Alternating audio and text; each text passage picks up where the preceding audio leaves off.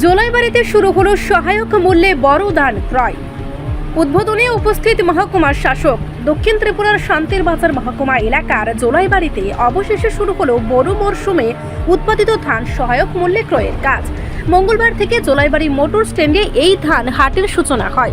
ভারতীয় খাদ্য নিগম এবং কৃষি ও কৃষক কল্যাণ দপ্তর ত্রিপুরা সরকারের যৌথ উদ্যোগে বর্ষার মরশুমে চাপে পড়ে অনেক কৃষক আগেই সস্তা দামে ধান বিক্রি করে দিতে বাধ্য হলেও একাংশ কৃষক তাদের উৎপাদিত ধান মজুত করে রেখেছিলেন। সেই ধানই তারা অপেক্ষা করলেন বৃষ্টি আর নিয়ে এলেন হাটে সহায়ক মূল্যে বিক্রির আশায়।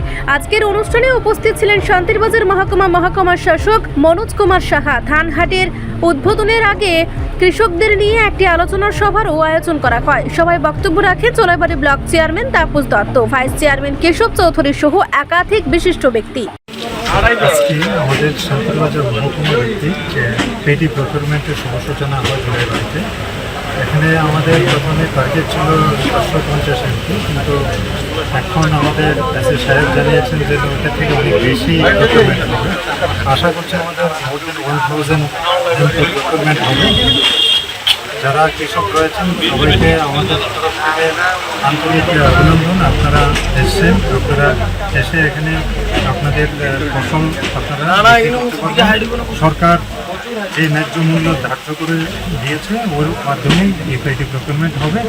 তো আশা করি সবাই চালটাই আমরা নিতে পারবো। সবাইকে রিপোর্ট সংবাদ প্রতীক্ষা।